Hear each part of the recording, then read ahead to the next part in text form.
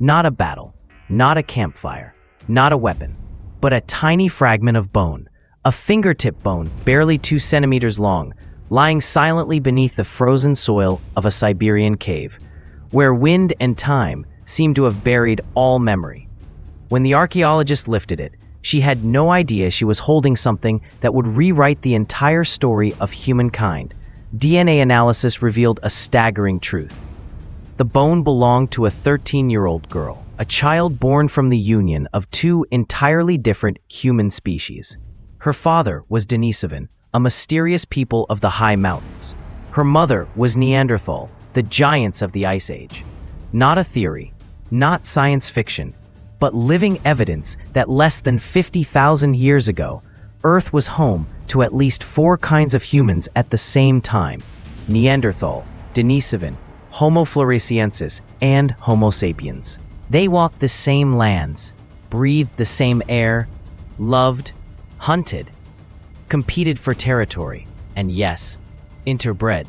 We Homo sapiens were not the sole pinnacle of evolution. We were once just a member of a grand human family in a vibrant, diverse, and fiercely competitive biological universe. But then, one by one, they disappeared, until only we remained.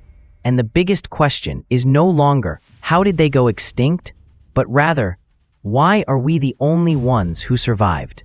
Part 2, Earth, 50,000 years ago, the last human feast. No need to imagine, just open your eyes and look back. 50,000 years ago, Earth was not the planet of modern humans. It was a vast arena where at least 4 different species of humans coexisted, competing, surviving, and unknowingly staging the final feast of multi-humanity.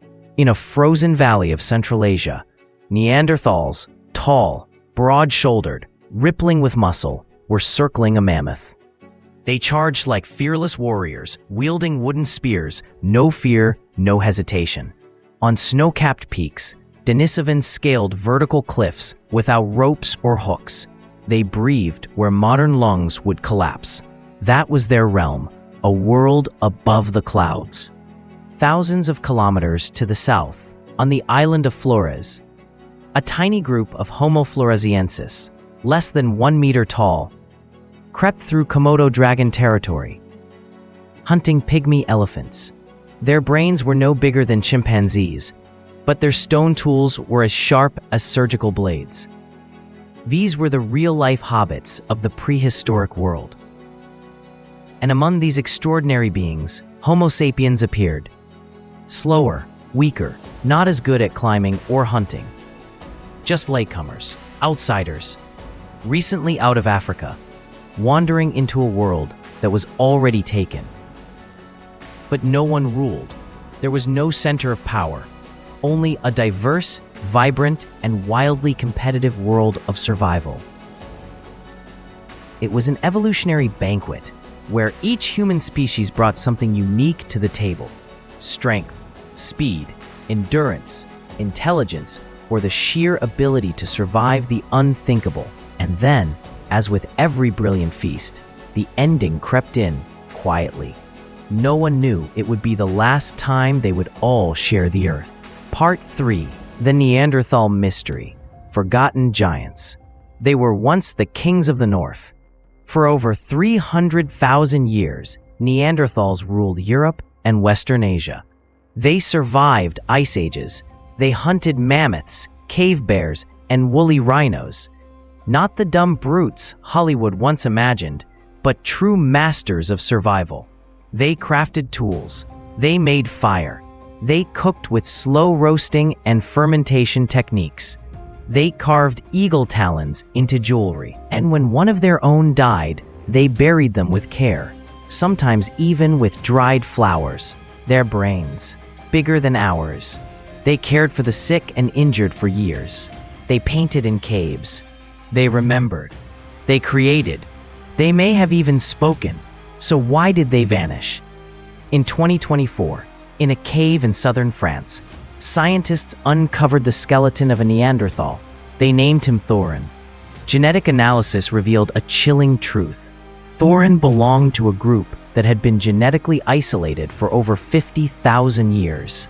Even though other Neanderthal communities lived just a few days' walk away, no interbreeding, no tool exchange, no distant communication.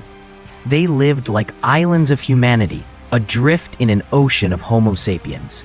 Meanwhile, modern humans were building the first global network in human history. We traded flint from Turkey to Africa. We shared hunting strategies. We wove our gene pool across continents through migration and marriage. Neanderthals did the opposite. They isolated. They dwindled. They collapsed. No cataclysm, no natural disaster.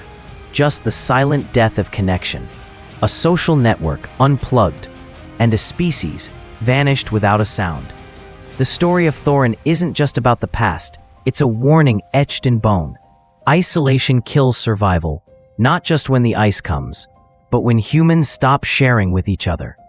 Part 4, The Invisible Killer, Viruses from Africa. The Neanderthals didn't die from war. They didn't die from natural disasters. They died because of us. Not by weapons, but by something invisible. Colorless, odorless, silent, yet deadlier than any spear ever forged: disease. When Homo sapiens left Africa some 70,000 years ago, they carried with them a weapon they didn't even know they had, a biological arsenal built into their genes, not out of malice, but as a result of millions of years living among rainforests, mosquitoes, parasites, and microbial assassins. We, descendants of the tropics, were battle-tested. We had survived malaria, sleeping sickness, waterborne viruses, a brutal gauntlet of microscopic tillers. Our bodies carried with them an ancient immune shield, a defense system Neanderthals had never faced. Then two species met. They interbred, they exchanged genes, and unknowingly, they exchanged pathogens. Viruses jumped species. Diseases harmless to Homo sapiens began slaughtering Neanderthals like a slow fire spreading through dry forest. They had no antibodies, no time to adapt, no social networks to contain the spread. It was a biological genocide, eerily echoed thousands of years later when Europeans arrived in the Americas, bringing smallpox, measles, and influenza, wiping out 90% of indigenous populations without firing a shot. But this script had already played out 40,000 years earlier. The only difference? The victims were Neanderthals. No hospitals, no vaccines, only small, scattered groups, fading away one by one, quietly, like morning mist in a cold forest. And so, the warriors of the North, the Neanderthals, didn't fall by blade we fire, but by bacteria carried in our blood. Part 5, Denisovans, warriors of the mountain peaks. No cities, no stone statues, no tombs, just a few teeth and fragments of bone found in a cold cave in Siberia. But that was enough. The DNA extracted from those bones revealed a stunning truth. Denisovans, an ancient human species, were once warriors who thrived in places where most of us today simply couldn't breathe. They didn't live in valleys.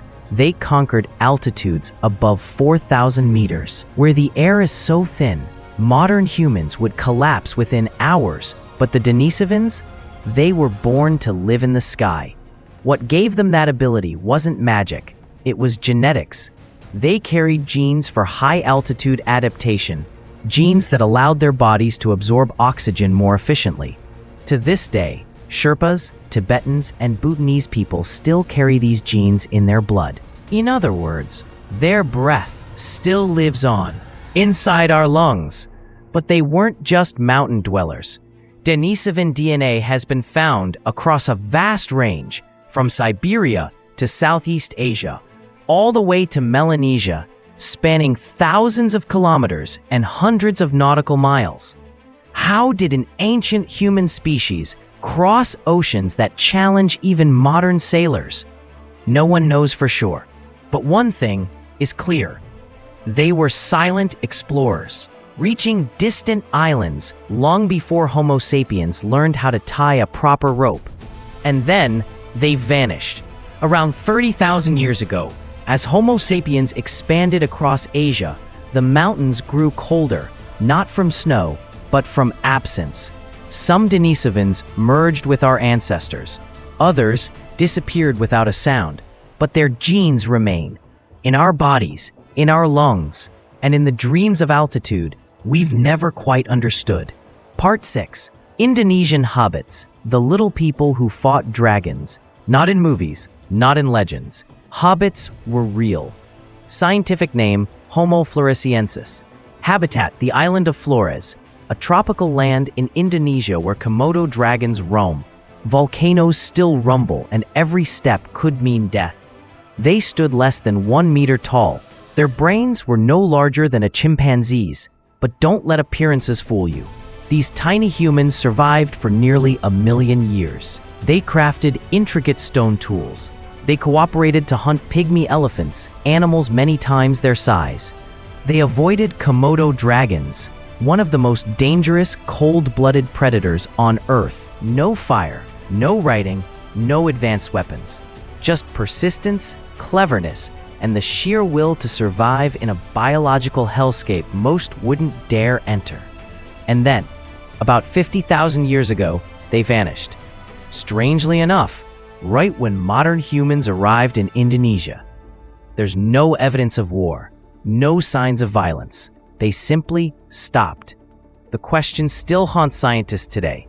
Did our ancestors, Homo sapiens, whether by accident or intention, put an end to the last tiny legend of humanity? Were they outcompeted for food and territory? Or was it a new wave of disease, like the ones that devastated Neanderthals, that finally reached them? Most curious of all, the people of Flores still tell stories of Ibu Gogo, small, hairy beings who lived in mountain caves, spoke in grunts, and stole food from nearby villages. Descriptions that uncannily match the archaeological profile of Homo floresiensis. Folklore? Or perhaps ancestral memory that refuses to fade. Art 7. The survivors. They live on in our bodies. They died, but they still live. Not in caves, not in fossils, but in the very flesh and blood we carry. When Neanderthals and Denisovans disappeared from the surface of the Earth, they did not disappear from the map of our genes. Europeans and Asians carry 1 to 4% Neanderthal DNA. People from Melanesia and Papua New Guinea carry up to 6% Denisovan DNA. Even Africans, long believed to be pure Homo sapiens, show traces of a mysterious archaic human lineage yet to be named. These are not genetic leftovers, not meaningless remnants. They are final gifts left behind by our extinct relatives. And, in many cases, they saved our lives. Neanderthal genes help modern immune systems fight viruses, from the flu to HIV. Denisovan genes allow Tibetans to breathe at 4,500 meters, where most people would collapse. Ancient African genes help the body resist malaria, a disease that has killed millions across human history.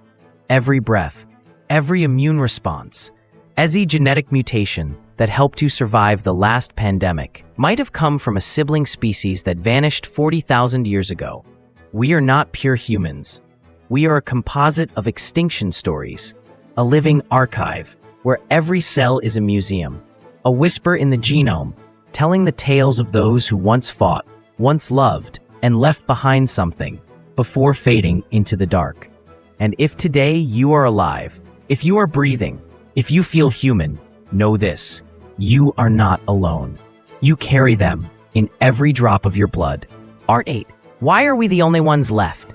Not the strongest, not the smartest. We, Homo sapiens, are simply the last ones standing. But why? 40,000 years ago, Earth went mad. The climate shifted abruptly, from freezing to warm in just a few centuries. Forests turned into deserts. Grasslands froze into tundra. Food vanished. Animals migrated in chaos. It was a survival storm, and not every human species made it through. Neanderthals, stronger than us, fell to isolation and disease. Denisovans, dwellers of the skies, lost their stable mountain zones. Hobbits, the tiny warriors, couldn't compete with Homo sapiens in reproduction, tools, or teamwork. Only we, the weaker, smaller, later arrivals, had something no other human possessed: the ability to organize at scale.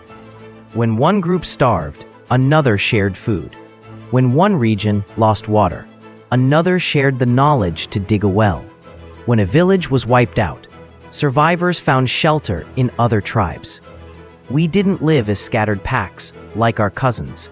We built the first primitive global network in human history. No one was truly alone, and that was the only force strong enough to survive climate chaos, pandemics, extinction, and time itself. We didn't survive because we were physically superior. We didn't survive because we were intellectually supreme. We survived because we knew how to connect. And if today you are breathing, if you still look to the sky and wonder, why am I human? The answer is simple. Because your ancestors knew how to reach out to someone else. Part 9, the final lesson, a warning from the bones. We are the last humans. And that is not a victory. It is a responsibility. The Neanderthals survived ice ages. The Denisovans ruled altitudes we can barely breathe in. The Hobbits endured dragons, fire, and erupting volcanoes, but none of them survived us. Not because of cruelty, not because of war, but because of the quiet, relentless spread of a species that could connect and destroy what it couldn't understand. Today, we face the very same forces our ancestors couldn't overcome: climate change, global pandemics, and invisible walls between humans. No longer rivers or mountains, but politics, religion, technology, and prejudice. Once again, we, Homo sapiens, are becoming isolated. Each person lives in a private world. Each nation is separated by digital firewalls. Each community speaks its own language, but no longer listens. And in the silence, the ancient bones whisper. We once thought we were invincible. We once believed we were the center. We once thrived until no one listened anymore. Survival does not come from muscle. It does not come from intelligence. It comes from humility and the ability to work together. We are the entirety of humanity left in this universe. And the question is no longer, who will be the next human species? But rather, can we listen before we repeat their fate?